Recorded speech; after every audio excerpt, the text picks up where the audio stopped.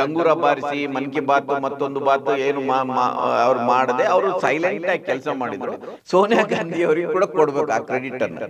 ಕಾಂಗ್ರೆಸ್ಗೆ ವಿರೋಧ ಪಕ್ಷವಾಗಿ ಕೆಲಸ ಮಾಡ್ಲಿಕ್ಕೆ ಗೊತ್ತಿಲ್ಲ, ಬಿಜೆಪಿಗೆ ಆಡಳಿತ ಪಕ್ಷವಾಗಿ ಕೆಲಸ ಮಾಡ್ಲಿಕ್ಕೆ ಗೊತ್ತಿಲ್ಲ. ನಿಮ್ಮ ರಿಸರ್ವ್ ಗೋಲ್ಡ್ ಇದೆ ಅಲ್ಲ, ಅದು ಸ್ವಿಟ್ಜರ್ಲ್ಯಾಂಡ್ ಮತ್ತು ಬ್ಯಾಂಕ್ ಆಫ್ ಲಂಡನ್ ಯಾವುದರಲ್ಲಿ ಅಲ್ಲಿ ಅಡವಿಟ್ಟು ಬಿಟ್ಟಿದ್ರು. ಕಂಪ್ಲೀಟ್ ದಿವಾಳಿ ಆಗಿತ್ತು ಸರ್ಕಾರ. ಕಾಂಗ್ರೆಸ್ಗೆ ವಿರೋಧ ಪಕ್ಷವಾಗಿ ಕೆಲಸ ಮಾಡ್ಲಿಕ್ಕೆ ಗೊತ್ತಿಲ್ಲ, ಬಿಜೆಪಿಗೆ ಆಡಳಿತ ಪಕ್ಷವಾಗಿ ಕೆಲಸ ಮಾಡ್ಲಿಕ್ಕೆ ಗೊತ್ತಿಲ್ಲ. ನಾನು ಇನ್ನೊಂದು ಇದು ಮಾಡ್ತೀನಿ, ನೀವು ಹೇಳಿದ್ರಲ್ಲ ಅವಾಗ ಈ ಏನೋ ಮಧ್ಯಮ ವರ್ಗ ಹೆಚ್ಚಾಗತ್ತೆ ಅಂತ 2002-03 ಇದ್ದಂಥದ್ದು 2025 ಯಾಕೆ ಅಂದ್ರೆ ಸೊ ಈ ಮಧ್ಯ 10 ವರ್ಷದ ಈ ಅವ್ರು ಮಾಡಿದ್ದಾರೆ ಆಗಿದೆ. ನೀವು ಅವರು ಅಧಿಕಾರಕ್ಕೆ ತಗೊಂಡಾಗ ಮನಮೋಹನ್ ಸಿಂಗ್ ಫೈನಾನ್ಸ್ ಮಿನಿಸ್ಟರ್, ನಿಮ್ಮ ಗ್ರೋತ್ ರೇಟ್ 3%, ನಿಮ್ಮ ಫಾರಿನ್ ಎಕ್ಸ್ಚೇಂಜ್ 2 ತಿಂಗಳಿಗೆ 3 ತಿಂಗಳಿಗೆ ಆಗುವಷ್ಟಿತ್ತು. ನಿಮ್ಮ ರಿಸರ್ವ್ ಗೋಲ್ಡ್ ಇದೆ ಅಲ್ಲ, ಅದು ಸ್ವಿಟ್ಜರ್ಲ್ಯಾಂಡ್ ಮತ್ತು ಬ್ಯಾಂಕ್ ಆಫ್ ಲಂಡನ್ ಯಾವುದರಲ್ಲಿ ಅಲ್ಲಿ ಅಡವಿಟ್ಟು ಬಿಟ್ಟಿದ್ರು. ಕಂಪ್ಲೀಟ್ ದಿವಾಳಿ ಆಗಿತ್ತು ಸರ್ಕಾರ ಆ ಕಾಲದಲ್ಲಿ, ಆ ಪರಿಸ್ಥಿತಿಯಲ್ಲಿತ್ತು. ಅಂದರೆ ನೀವು ವಿ ಪಿ ಸಿಂಗ್ನ ಮಂಡಲ್ ಮಂದಿರ ಆ ಇದರಲ್ಲಿ ಅಡ್ಮಿನಿಸ್ಟ್ರೇಷನ್ ಗಾಂಟು ಇದು ಮ್ಯಾಡ್ ಅದು. ಸೊ ಆ ಪರಿಸ್ಥಿತಿಯಲ್ಲಿ ಅವರು ಟೇಕ್ ಓವರ್ ಮಾಡಿ ಬ್ಯಾಂಕ್ಗಳ ಸುಧಾರಣೆ, ಬಡ್ಡಿ ದರವನ್ನು ಕಡಿಮೆ ಮಾಡಿದರು. ಅದರಿಂದ ಇಂಡಸ್ಟ್ರಿ ಬರಲಿಕ್ಕೆ ಸಾಧ್ಯ ಆಯಿತು. ಅದರ ನಂತರ ನಿಮ್ಮ ರುಪಿನ ಕನ್ವರ್ಟೆಬಿಲಿಟಿ ಮಾಡಿದರು, ಇಂಡಸ್ಟ್ರಿ ಡಿಸ್ಇನ್ವೆಸ್ಟ್ಮೆಂಟ್ ಮಾಡಿದರು, ಖಾಸಗೀಕರಣಗಳು. ಸೊ ಇದೆಲ್ಲ ಮಾಡಿದರು ಅವರು. ಅಲ್ಲಿಂದ ನೀವು ಮನಮೋಹನ್ ಸಿಂಗ್ನ ಅವರ ಸಾಧನೆಯನ್ನು ನೋಡಬೇಕಾದ್ರೆ, ಇಲ್ಲಂದರೆ ಈ ಲೆಫ್ಟ್ ಪಾರ್ಟಿನವರು ಇನ್ನೊಂದು ರೀತಿ ಹೇಳ್ತಾರೆ, ಅಂದರೆ ಪ್ರೈವೇಟೈಸೇಷನ್ ಎಲ್ಲ ಶುರುವಾಗಿರೋದು ಡಿಸ್ಇನ್ವೆಸ್ಟ್ಮೆಂಟ್ಗಳಲ್ಲಿ. ನಿಮ್ಮ ನವರತ್ನಗಳಲ್ಲಿ ಆಯಿಲ್ ಕಂಪನಿಗಳನ್ನು ಕೂಡ ಅವರು ಪ್ರೈವೇಟೈಸ್ ಮಾಡಲಿಕ್ಕೆ ಹೋದರು ಆ ಕಾಲದಲ್ಲಿ. ನೋಡಿ, ಅದೆಲ್ಲವೂ ಶುರುವಾಗಿರೋದು ಮನಮೋಹನ್ ಸಿಂಗ್ ಕಾಲದಲ್ಲಿ. ಅದರಿಂದ ಈ ಮಧ್ಯಮ ವರ್ಗ ಬೆಳೆದದ್ದು, ಪ್ರೈವೇಟ್ ಸೆಕ್ಟರ್ ಬೆಳೆದದ್ದು, ಅದೆಲ್ಲವೂ ಕೂಡ ಆ ಕಾಲದಲ್ಲಿ ಆ್ಯಸ್ ಎ ಫೈನಾನ್ಸ್ ಮಿನಿಸ್ಟರ್ ಅವರು ಹಾಕಿದ ಅಡಿಪಾಯ ಅದು. ಅದರ ನಂತರ ಅದರ ಮೇಲೆ ಮತ್ತೆ ಪ್ರೈಮ್ ಮಿನಿಸ್ಟರ್ ಆಗಿ ಕಟ್ಟಿದ್ರು. ಬಟ್ ಮಜಾ ಏನಂದರೆ, ಮನಮೋಹನ್ ಸಿಂಗನ್ನು ಸರ್ಕಾರವನ್ನು ಎಲ್ಲ ದೂರ್ತಾ ಇದ್ದವರು, ಅದರ ನಂತರ ಎಲ್ಲರೂ ಕೂಡ ಮನಮೋಹನ್ ಸಿಂಗ್ ಏನು ಆರ್ಥಿಕ ನೀತಿ ಇದೆ ಅದನ್ನು ಕಂಟಿನ್ಯೂ ಮಾಡಿದರು. ಅದು ವಾಜಪೇಯಿ ಕಂಟಿನ್ಯೂ ಮಾಡಿದರು, ಸನ್ಮಾನ್ಯ ನರೇಂದ್ರ ಮೋದಿಯವರು ಕಂಟಿನ್ಯೂ ಮಾಡಿದರು. ಇವತ್ತು ಕಾಂಗ್ರೆಸ್ ಪಾಲಿಸಿ ಅದು ನೆಹರುವನ್ನಾದರೂ ಬೈತಾರೆ ಅವರು. ಈಗ ಬ್ಯಾಂಕ್ಗಳ ರಾಷ್ಟ್ರೀಕರಣ ಇಂದಿರಾ ಗಾಂಧಿ ಅನ್ನೋರು ಬೈತಾರೆ. ಆದರೆ ಮನಮೋಹನ್ ಸಿಂಗ್ನ ಆರ್ಥಿಕ ನೀತಿ ಏನಿದೆ ಅದನ್ನು ಅವರು ಕಂಟಿನ್ಯೂ ಮಾಡಿದರು. ಯಾರೂ ಕೂಡ ಅದನ್ನು ಡಿಸೋನ್ ಮಾಡಲಿಕ್ಕೆ ತಯಾರಿಲ್ಲ, ಅದರಿಂದ ಅದನ್ನು ಮುರಿಲಿಕ್ಕೆ ತಯಾರಿರಲಿಲ್ಲ. ಇದು ಮನಮೋಹನ್ ಸಿಂಗ್. ಇವತ್ತು ನರೇಂದ್ರ ಮೋದಿ ಇಲ್ಲದಿದ್ದ ಸರ್ಕಾರ ಈ 10 ವರ್ಷ 11 ವರ್ಷದಲ್ಲಿ ನಡೆಸ್ತಾ ಇದ್ದಾರೆ ಆರ್ಥಿಕ ನೀತಿ, ಅದು ಮನಮೋಹನ್ ಸಿಂಗ್ನ ಆರ್ಥಿಕ ನೀತಿಯ ಮುಂದುವರಿಕೆ ಅದು. ಅಲ್ಲಲ್ಲ ಸರ್, ಹಂಗೆ ನೋಡಿದ್ರೆ ಆ್ಯಕ್ಚುಲಿ ಈ ಮೋದಿ ಸರ್ಕಾರದಲ್ಲಿ ಆಯ್ತಪ್ಪ, ಯಾರು ಒಬ್ಬ ಒಳ್ಳೆ ಎಕನಾಮಿಸ್ಟ್ ಅಥವಾ ಒಳ್ಳೆ ಪಾಲಿಸಿ ಮೇಕರ್ ಯಾರೂ ಇಲ್ಲ. ಹಂಗಾಗಿ ಅವ್ರಿಗೆ ಬೇರೆ ದಾರಿ ಇಲ್ಲ, ಅನಿವಾರ್ಯವಾಗಿ ಮುಂದುವರ್ಸ್ಕೊಂಡು ಬರಬೇಕು. ಈಗ ನನ್ನ ಹತ್ರ ಬೇರೆ ಆಪ್ಷನ್ ಇದ್ದರೆ ನಾನು ನೀವು ಹೇಳಿದ್ದನ್ನು ನಾನು ಮುಂದುವರಿಸ್ತೇನೆ. So otherwise I have to follow you. ನೋಡಿ, ಕಾಂಗ್ರೆಸ್ಸಿಗೆ ವಿರೋಧ ಪಕ್ಷವಾಗಿ ಕೆಲಸ ಮಾಡಲಿಕ್ಕೆ ಗೊತ್ತಿಲ್ಲ, ಬಿ ಜೆ ಪಿಗೆ ಆಡಳಿತ ಪಕ್ಷವಾಗಿ ಕೆಲಸ ಮಾಡಲಿಕ್ಕೆ ಗೊತ್ತಿಲ್ಲ. ಆಯಿತಾ? ನೀವು ಇವತ್ತಿಗೂ ಕಾಂಗ್ರೆಸ್ಸಿನ ಲೀಡರ್ಗಳು ನೋಡಿದರೆ ಇವತ್ತಿಗೊಂದು ಕ್ಯಾಬಿನೆಟ್ ಫಾರ್ಮ್ ಮಾಡು, ಚಿದಂಬರಂ ಇದ್ದಾರೆ, ಈ ಎಲ್ಲರೂ ಭಾಳ ಎಲ್ಲ ಖಾತೆಗಳಿಗೂ ನೀವು ನರೇಂದ್ರ ಮೋದಿ ಸರ್ಕಾರದಲ್ಲಿ ಒಬ್ಬ ನರೇಂದ್ರ ಮೋದಿ, ಅಮಿತ್ ಶಾ, ನಿರ್ಮಲಾ ಸೀತಾರಾಮನ್, 4ನೇ ಹೆಸರು ನೆನಪು ಮಾಡಿ. ಸ್ವಲ್ಪ ರಾಜನಾಥ್ ಠಾಕೂರದು ಒಂದು ಹೆಸರು ಬರ್ತದೆ. 5ನೇ ಹೆಸರು ನಿಮಗೆ ನೆನಪೇ ಬರೋದಿಲ್ಲ. ನೀವು ಕೃಷಿ ಸಚಿವರು ಯಾರು ಅಂತ ಕೇಳಿದರೆ ನೆನಪಿಗೆ ಬರೋದಿಲ್ಲ. ರೈಲ್ವೆ ಮಿನಿಸ್ಟ್ರಿ ಯಾರು ಅಂತ ಕೇಳಿದರೆ ಸರಿಯಾಗಿ ನೆನಪಿಗೆ ಬರೋದಿಲ್ಲ. ರೂರಲ್ ಡೆವಲಪ್ಮೆಂಟ್ ಮಿನಿಸ್ಟ್ರಿ ಯಾರಿಗೆ ನೆನಪಿಗೆ ಬರೋದಿಲ್ಲ. ಇದು ಆ ಪರಿಸ್ಥಿತಿ ಇದೆ. ಆ ಕಾಲದಲ್ಲಿ ಆಗಿರಲಿಲ್ಲ ಅದು ಅವರಲ್ಲಿ. ಇವತ್ತಿಗೂ ನೀವು ಕರ್ನಾಟಕ ತಗೊಂಡ್ರು ಈ 2 ಪಾರ್ಟಿಗಳಲ್ಲಿ ಲೀಡರ್ಗಳನ್ನು ನೋಡಿದ್ರೆ ಹಾಗೆ ಅನಿಸುತ್ತೆ. ಅವರಿಗೆ ವಿರೋಧ ಪಕ್ಷವಾಗಿ ಕೆಲಸ ಮಾಡ್ಲಿಕ್ಕೆ ಗೊತ್ತಿದೆ, ಅವರಿಗೆ ಆಡಳಿತ ಪಕ್ಷ ಅಡ್ಮಿನಿಸ್ಟ್ರೇಷನ್ ಅವರ ಕಪ್ ಆಫ್ ಟೀ ಅಲ್ಲ ಅಂತ. ಅಲ್ಲ ಸರ್, ಎಗೇನ್ ನೀವು ಹೇಳಿದ್ರೆ ಒಂದು 4-5 ಜನ ಅಂತ ಅವರಲ್ಲೂ ಈಗ ಫಾರ್ ಎಕ್ಸಾಂಪಲ್ ನಿರ್ಮಲಾ ಸೀತಾರಾಮನ್ ಅವರು ಏನೋ ಫೈನಾನ್ಸ್ ಮಿನಿಸ್ಟ್ರಿಗೆ she is not a fit candidate. Jaishankar ಏನೋ ಫಾರಿನ್ ಅಫೇರ್ಸ್ ಮಿನಿಸ್ಟ್ರಿಗೆ ಅವ್ರೇನು ಫಿಟ್ ಕ್ಯಾಂಡಿಡೇಟ್ ಅಲ್ಲ, ಬಿಕಾಸ್ ಅವ್ರ ಹತ್ರ ಆಪ್ಷನ್ ಇಲ್ಲ, ಮಾಡ್ಕೊಂಡಿದ್ದಾರೆ. ಸೊ ನಾವು ಮತ್ತೆ ಮನಮೋಹನ್ ಸಿಂಗ್ ವಿಷಯಕ್ಕೆ ಬಂದ್ಬಿಡೋಣ. ಆಯ್ತು. ಸೊ ನಾವು ಮಧ್ಯಮ ವರ್ಗದ ಬಗ್ಗೆ ಮಾತಾಡಿದ್ವಿ, ಬಟ್ ಅಷ್ಟೇ ಪ್ರಮಾಣದಲ್ಲಿ ಮನಮೋಹನ್ ಸಿಂಗು ಈ ದೇಶ, ಯಾಕಂದರೆ ಭಾರತ ಹಳ್ಳಿಗಳ ದೇಶ, ಮತ್ತು ಈ ಹಳ್ಳಿಗಳ ದೇಶಕ್ಕೆ ಆ ಹಳ್ಳಿಗಳಿಗೆ ಜೀವ ತುಂಬಿದ್ರೆ, ಅಂದರೆ ನೀವು ಹಂಗೆ ನೋಡಿದ್ರೆ ನಾವು ಮಹಾತ್ಮ ಗಾಂಧಿಯವರೇ ಅದನ್ನು ಹೇಳಿದರು. ಏನಂತಂದರೆ ಈ ಗ್ರಾಮ ಸ್ವರಾಜ್ಯ ಗ್ರಾಮ ಕಲ್ಯಾಣ ಆಗದೆ ಈ ದೇಶ ಉದ್ಧಾರ ಆಗಲ್ಲ ಅಥವಾ ಬೆಳವಣಿಗೆ ಆಗಲ್ಲ ಅನ್ನೋದನ್ನ. ಮತ್ತು ಆ ಲೇಟರ್ ಸ್ಟೇಜಲ್ಲಿ ನೆಹರು ಅವರು ಕೂಡ ಅದನ್ನು ಒಪ್ಕೊಂಡಿದ್ರು. ನೋಡಿ, ಈಗ ಮನಮೋಹನ್ ಸಿಂಗ್ ಅವರು ಭಾಳ ಪ್ರಮುಖವಾದಂಥ ಒಂದು ಯೋಜನೆ ಏನು, ನರೇಗಾ. ಆ ಮುಖಾಂತರ ಹಳ್ಳಿಗಾಡಿನ ಜನರಿಗೆ ಕೆಲಸವನ್ನು ಕೊಟ್ಟು ಅವ್ರ ಮುಖಾಂತರ ಕೆಲಸವನ್ನು ಮಾಡಿಸಿ ಅಲ್ಲಿಗೆ ದುಡ್ಡು ಸರ್ಕ್ಯುಲೇಟ್ ಆಗೋ ರೀತಿಯಲ್ಲಿ ನೋಡಿಕೊಂಡು ಅಲ್ಲಿನ ಆರ್ಥಿಕ ಚಟುವಟಿಕೆಗಳು ಚುರುಕಾಗೋ ರೀತಿಯಲ್ಲಿ ನೋಡಿಕೊಂಡ್ರು.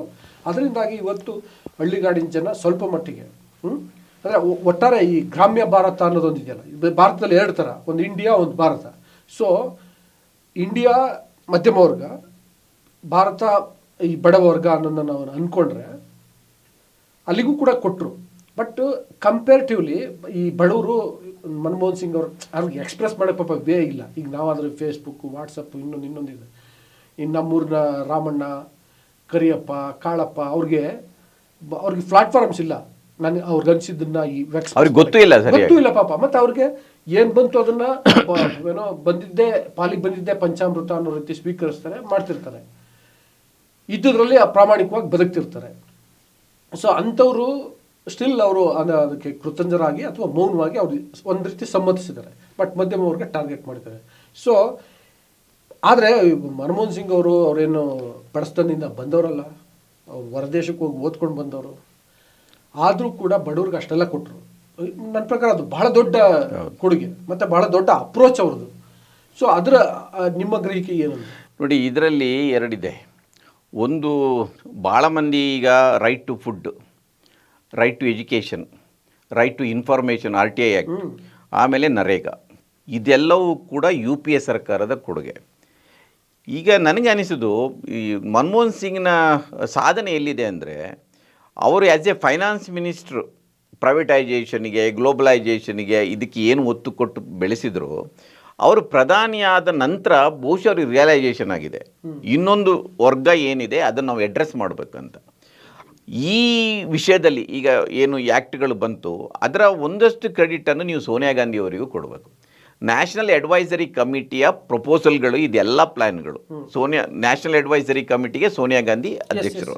ಅದರಲ್ಲಿ ಅರುಣಾ ರಾಯ್ ಅಂತವರು ಇಂಥವರೆಲ್ಲ ಇದ್ದರು. ಅವರ ಅದು ಕೇವಲ ಮನಮೋಹನ್ ಸಿಂಗ್ ಅವರದ್ದಲ್ಲ, ಮತ್ತು ಒಂದು ಪರ್ಫೆಕ್ಟ್ ಕೋಆರ್ಡಿನೇಷನ್ನಲ್ಲಿ ನೀವು ರೈಟ್ ಟು ಫುಡ್ಡು, ನರೇಗಾ ಎಲ್ಲ ಹೌದು ಮಾಡಿದ್ದಾರೆ. ಅದರಿಂದ ಅದು ಬಂತು.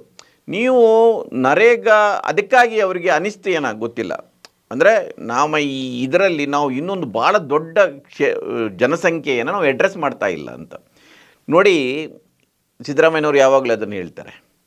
ಮನಮೋಹನ್ ಸಿಂಗ್ ಅವರು 65,000 ಕೋಟಿ ರೂಪಾಯಿ 5 ಕೋಟಿ ರೈತರದ್ದು ಸಾಲವನ್ನು, ಬ್ಯಾಂಕ್ ಸಾಲವನ್ನು ಮನ್ನಾ ಮಾಡಿದರು. ಇನ್ನೇನು ಯಾರೂ ಮಾಡಿಲ್ಲ. ಅದರ ನೀವು ಕೋಆಪರೇಟಿವ್ ಸೊಸೈಟಿ ಅದು ರಾಜ್ಯ ಸರ್ಕಾರದ ಬಂದಿದ್ದು. ನ್ಯಾಷನಲ್ ಬ್ಯಾಂಕಲ್ಲಿದ್ದ ಸಾಲವನ್ನು ಮನ್ನಾ ಮಾಡಿ ಮಾಡಿ ಮಾಡಿ ಅಂತ ಇವರು ಕೇಳ್ತಾನೇ ಇದ್ದಾರೆ. ಮನಮೋಹನ್ ಸಿಂಗ್ ಅದನ್ನು ಈಗ ಭಾಳ ಮಂದಿ ಅದು ನೆನಪು ಮಾಡ್ಕೊಳ್ಳೋದೇ ಇಲ್ಲ. 65,000 ಕೋಟಿ ಆ ಕಾಲದಲ್ಲಿ, ಅದು 5 ಕೋಟಿ ರೈತರದ್ದು ಬ್ಯಾಂಕ್ ಸಾಲ ಮನ್ನಾ ಮಾಡಿದರು. ಅದು ಎಷ್ಟೋ ಸಾವಿರಾರು ರೈತರನ್ನು ಆತ್ಮಹತ್ಯೆ ಮಾಡೋದನ್ನು ತಪ್ಪಿಸ್ತದು. ಅದರ ನಂತರ ಈಗ ನೀವು ಬ್ಯಾಂಕ್ ಲೂಟಿ ಮಾಡಿದ 14 ಲಕ್ಷ ಕೋಟಿಯನ್ನು ಲೂಟಿ ಮಾಡಿದ್ದಾರೆ ಇವತ್ತು, ನಾನು ಹೇಳೋದು. ಆದರೆ ರೈತರಿಗೆ ಕೊಡ್ತಿಲ್ಲ, ಬರೀ 65,000 ಕೋಟಿ ಕೊಟ್ಟರು. ಈಗ ಒಂದು 65 ಲಕ್ಷ ಕೊಡ್ಬೋದು ಅವ್ರಿಗೆ, ಮಾಡಿಲ್ಲ. ಅದು ಒಂದು ಭಾಳ ದೊಡ್ಡ ಕಾಂಟ್ರಿಬ್ಯೂಷನ್. ನರೇಗಾ ಒಂದು, ರೈತರ ಸಾಲ ಮನ್ನಾ ಒಂದು, ಆಮೇಲೆ ನಿಮ್ಮ right to education, right to food, ಇದು ಭಾರತದ ದೇಶದಲ್ಲಿ ಭಾಳ ದೊಡ್ಡ ಬದಲಾವಣೆ. ಅದೇ ಒಂದು ಮನಮೋಹನ್ ಸಿಂಗ್ ಇವತ್ತಿನ ಪ್ರಧಾನಿಯವರ ಥರ ಪ್ರತಿಯೊಂದನ್ನು ಡಂಗೂರ ಬಾರಿಸಿ ಮನ್ ಕಿ ಬಾತ್ ಮತ್ತೊಂದು ಬಾತ್ ಏನು ಅವ್ರು ಮಾಡದೆ ಅವರು ಸೈಲೆಂಟಾಗಿ ಕೆಲಸ ಮಾಡಿದರು. ಕಾಂಗ್ರೆಸ್ ಯಥಾ ಪ್ರಕಾರ ಮಾಡಿದ ಕೆಲಸವನ್ನು ಪ್ರಚಾರ ಮಾಡಲಿಕ್ಕೆ ಅವ್ರಿಗೆ ಗೊತ್ತಿಲ್ಲ. ಹೌದು ಅದು ಮಾಡಿದರು.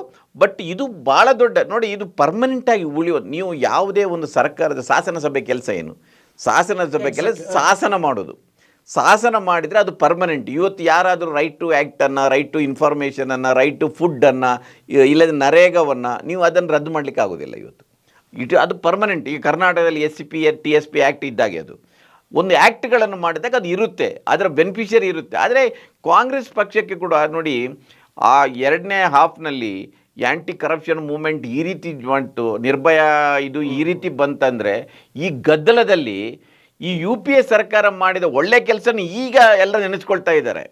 ಅದರ ವಿಕ್ಟಿಮ್ ಆಗ್ಬಿಡ್ತು. ಇವರು ಮಾಡಿದ ಒಳ್ಳೆ ಕೆಲಸಕ್ಕೆ ಪ್ರಚಾರ ಸಿಗಲಿಲ್ಲ. ಈಗ ನೆನೆಸ್ಕೊತಿರೋರು ಕಾಂಗ್ರೆಸ್ ಅವರಲ್ಲ, ಅಲ್ಲ ಉಳಿದವ್ರು ನೆನೆಸ್ಕೊಳ್ತಾರೆ. ಬಟ್ ಅದರ ನೋಡಿ, ಅದು ಒಂದು ಭಾಳ ದೊಡ್ಡ ರೂರಲ್ ಸೈಡಲ್ಲಿ ಭಾಳ ದೊಡ್ಡ ಟ್ರಾನ್ಸ್ಫಾರ್ಮೇಷನನ್ನು ತಂದಿದೆ ಮನಮೋಹನ್ ಸಿಂಗ್ ಅವರನ್ನು.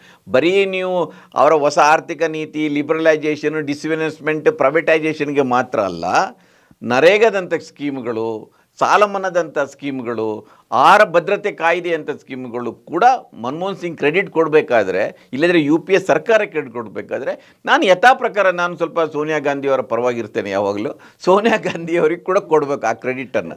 ಯಾಕೆಂದರೆ ಭಾಳ ಮಂದಿ ಹೇಳಿದರು, ಆಕೆ ಶಾಸಕಾಂಗ ಪಕ್ಷದ ನಾಯಕಿ ಸೋನಿಯಾ ಗಾಂಧಿ, ನ್ಯಾಷನಲ್ ಅಡ್ವೈಸರಿ ಕೌನ್ಸಿಲ್ನ ಚೇರ್ಮನ್, UPA ಕನ್ವೀನರ್. ಆದರೆ ಇಷ್ಟೆಲ್ಲ ಚೇರ್ಪರ್ಸನ್ ಇಷ್ಟೆಲ್ಲ ಇಟ್ಕೊಂಡು ಸರ್ಕಾರ ಅವರೇ ನಡೆಸ್ತಾ ಇದ್ದಾರೆ. ನೀವು ಸರ್ಕಾರ ಯಾರನ್ನು ನಡೆಸಲಿ, ನೀವು ಸರ್ಕಾರ ಕೆಲಸ ಮಾಡ್ತಾ ಇತ್ತಾ? ಮತ್ತು ಸರ್ಕಾರ ಯಾರ ಪರವಾಗಿ? ಹೆಚ್ಚಿನ ವಿಡಿಯೋಗಳಿಗೆ ಪ್ರತಿಧ್ವನಿ ಯೂಟ್ಯೂಬ್ ಚಾನೆಲ್ ಸಬ್ಸ್ಕ್ರೈಬ್ ಮಾಡಿ, ಬೆಲ್ ಐಕಾನ್ ಕ್ಲಿಕ್ ಮಾಡಿ.